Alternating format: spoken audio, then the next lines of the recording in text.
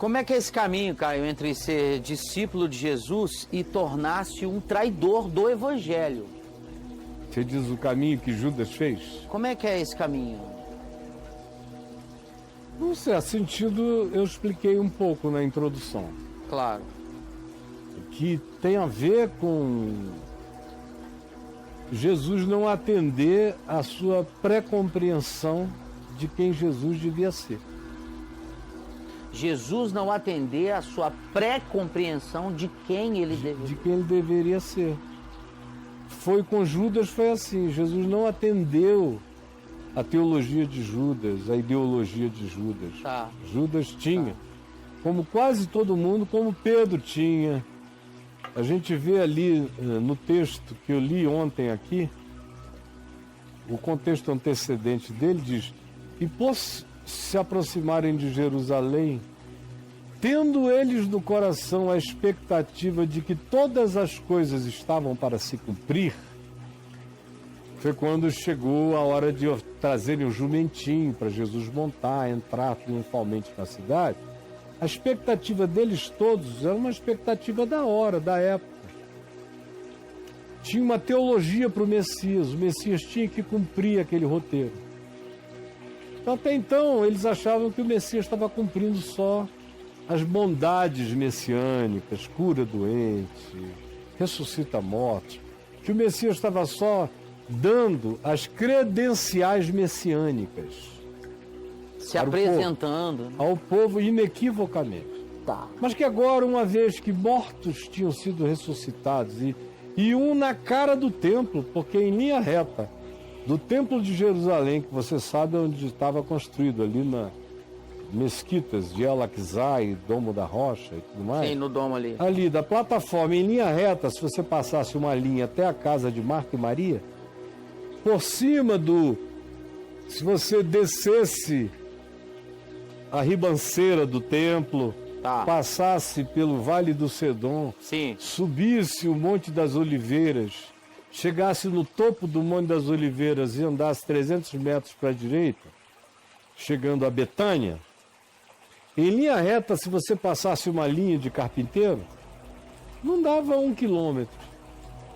Na descida e na subida e tal, é que você chegava a 1,8 km, 2 quilômetros. Por causa do acidente. Da topografia. Tá. Em linha reta, com binóculo você enxergava.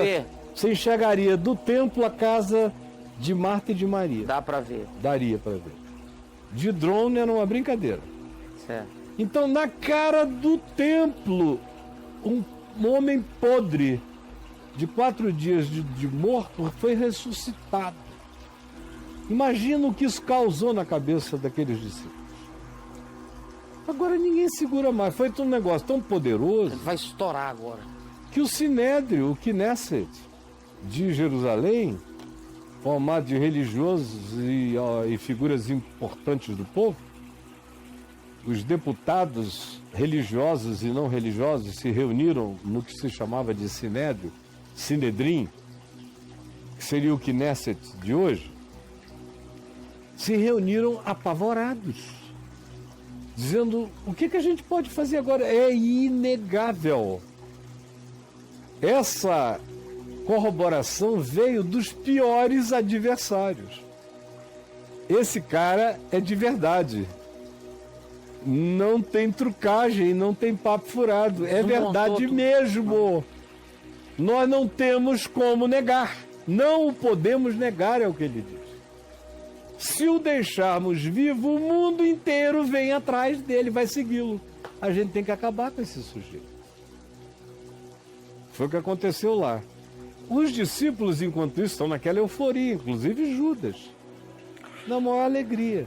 Mas quando ele vê Jesus tomar um caminho oposto, entra montado no jumentinho e logo depois vai para o templo. E ao invés de atrair a atenção, o carinho dos religiosos, ele só vai batendo de frente, entra no templo, primeiro pega tudo e faz aquela confusão. Vira as mesas, joga tudo, solta as pombas, solta os animais, Ele quebra nesse momento? Ah, e quando ele... foi logo depois disso. Ele entra no templo e arromba a casa. Aí, o ódio, que já era intensíssimo, já era homicida, ficou desesperado. A gente tem que matar esse cara. Ele ressuscita mortos e ainda faz o que quer dentro do templo e o povo aplaude. Era muito poder sendo relativizado. Aí tem todas aquelas questões do sábado, de novo, no ambiente do templo. E ele faz questão de abrir olhos aos cegos e curar paralíticos, recuperar pessoas, tudo isso em dia proibido, dia de sábado. Ele relativiza todos os lugares sagrados. Todos. Mexe nos brios e nos caprichos de todos os religiosos. Atrai para si todos os ódios dos poderosos. Mais ainda. E não dá nenhum indício de que vai cumprir as profecias segundo a escatologia messiânica de Israel. Porque até ali, Pedro, Tiago, João, todos os apóstolos e Judas e os discípulos em geral estavam esperando aquela virada e que o Messias generoso, bom, misericordioso, desse lugar agora ao Messias da ira, da raiva, ao Messias do ódio, ao Messias da vingança, que trouxesse o dia da vingança do Senhor. Como diz Isaías 61. Você já viu lá em Isaías 61? O que está escrito? E como Jesus disse que ele tinha cumprido aquilo, lá em Nazaré, em Lucas 4, de 16 em diante, lembra da ocorrência? Lá em Nazaré, ele pede as escrituras para ler, dão para ele o rolo do livro, ele procura,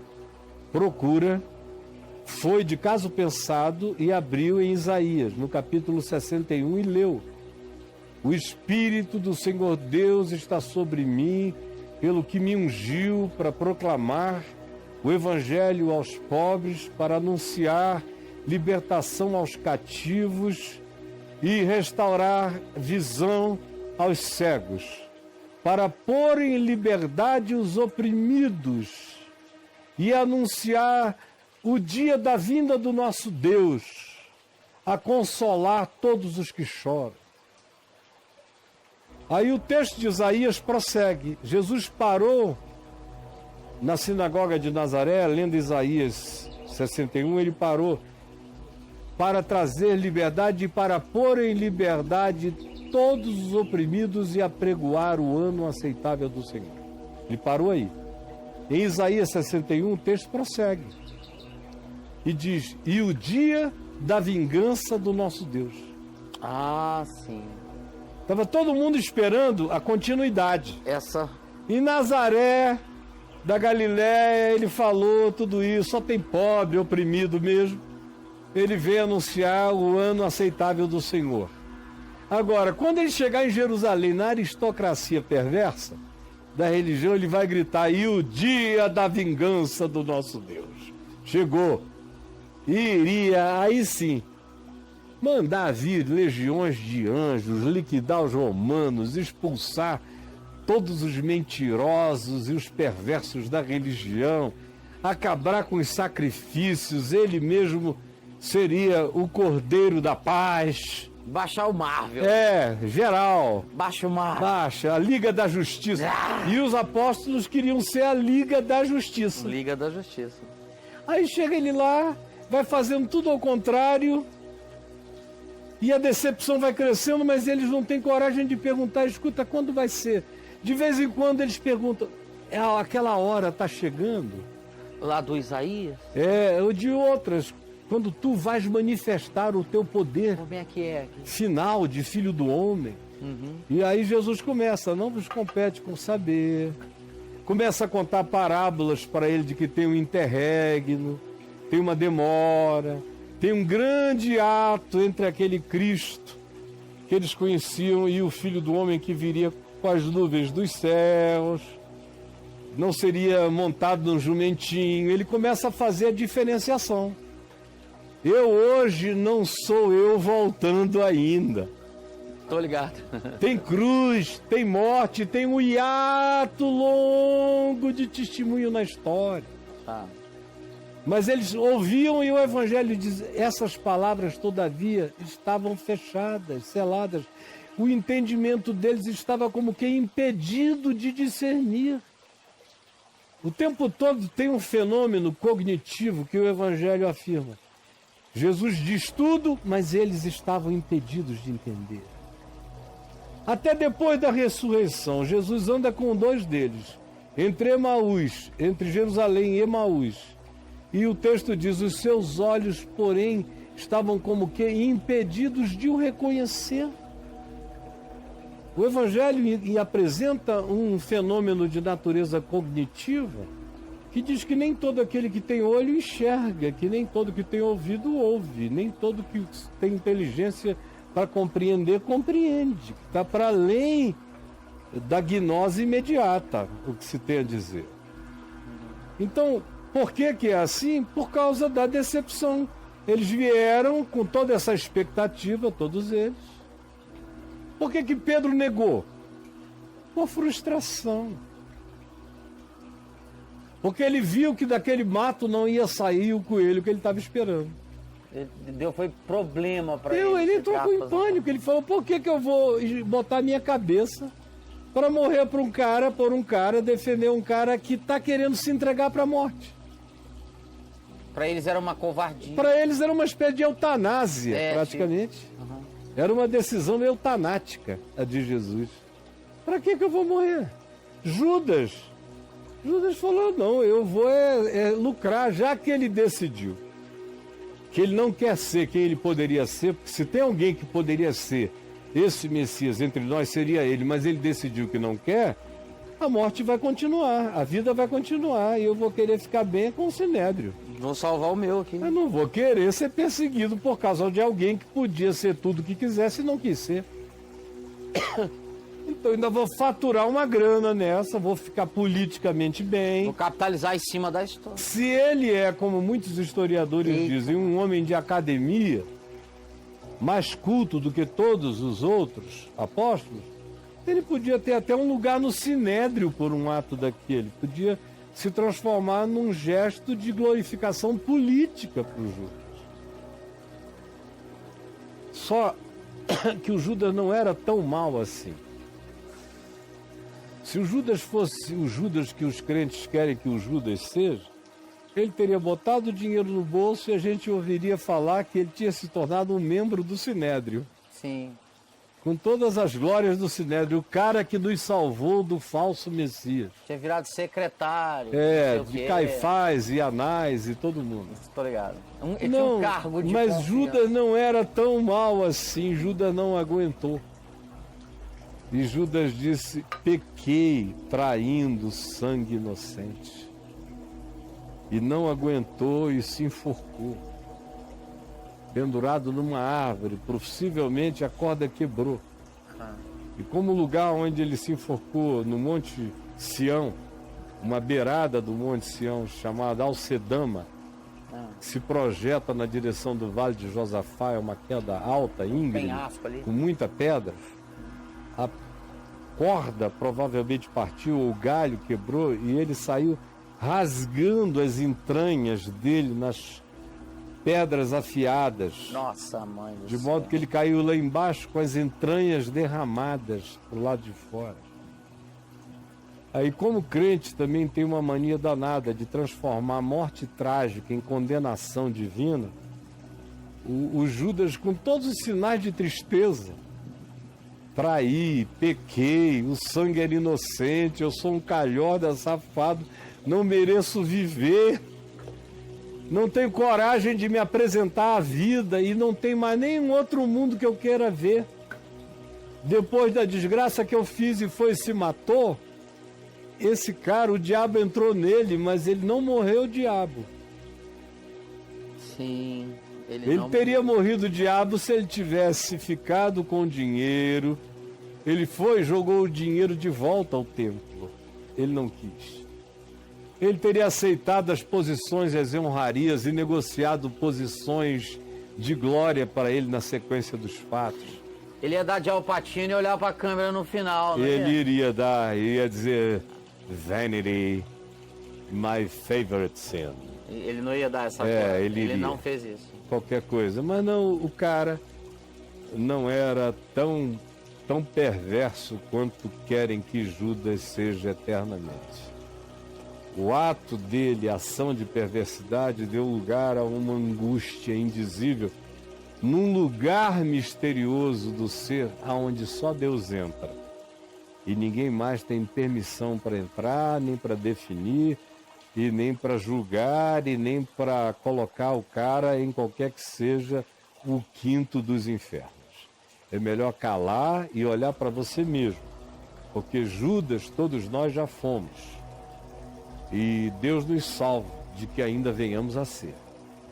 É fácil, portanto, o diabo entrar em alguém, tanto mais quanto o cara ache que tenha convicções amparadas na Escritura.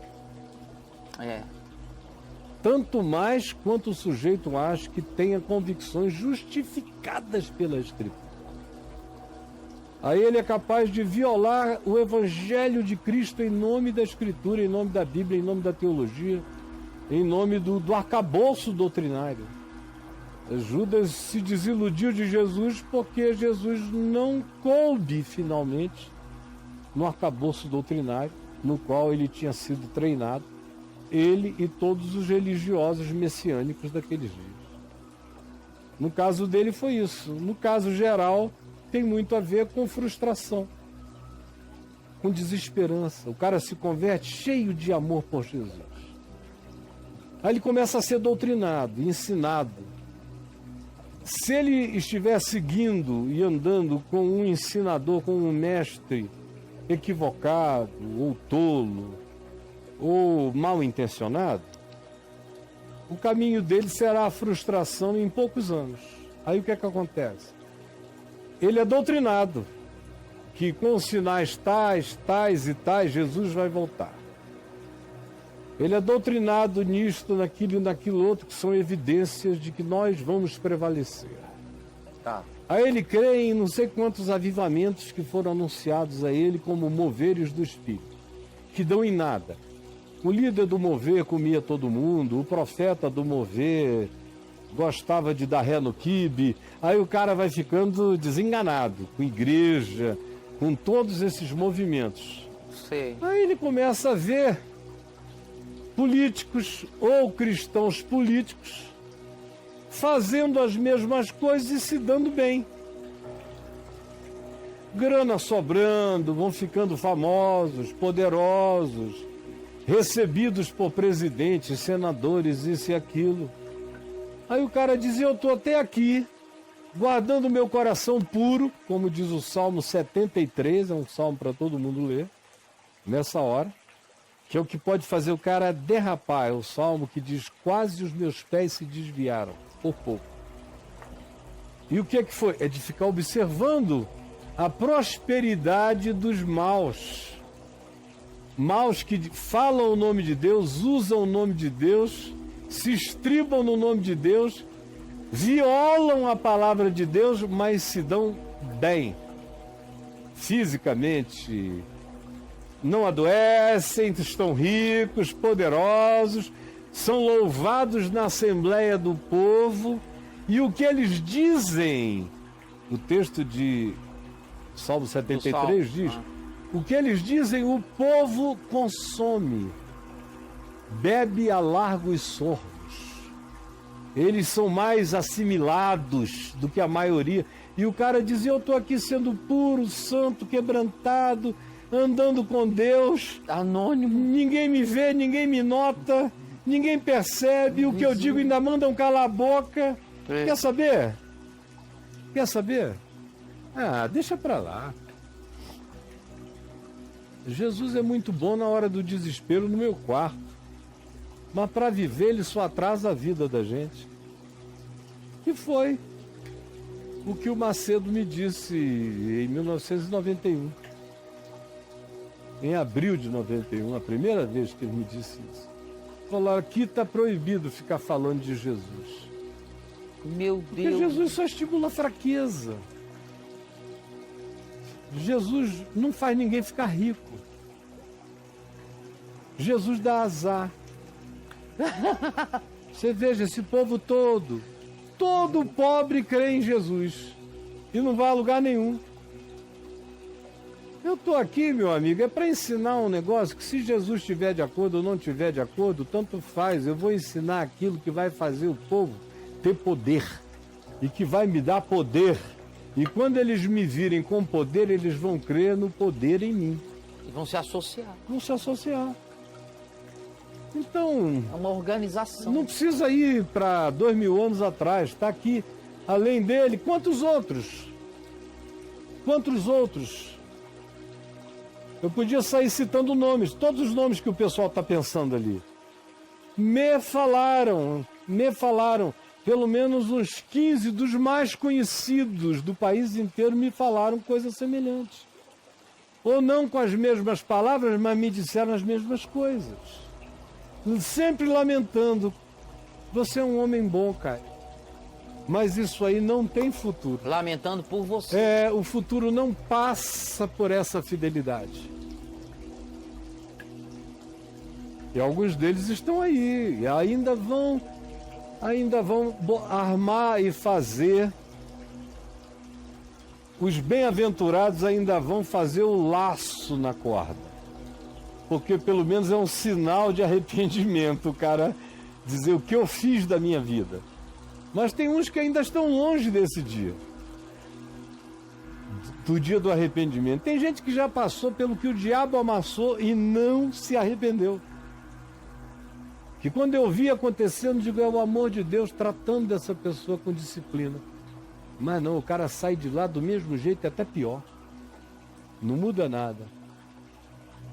Fica com mais raiva ainda e se compromete mais ainda com a loucura.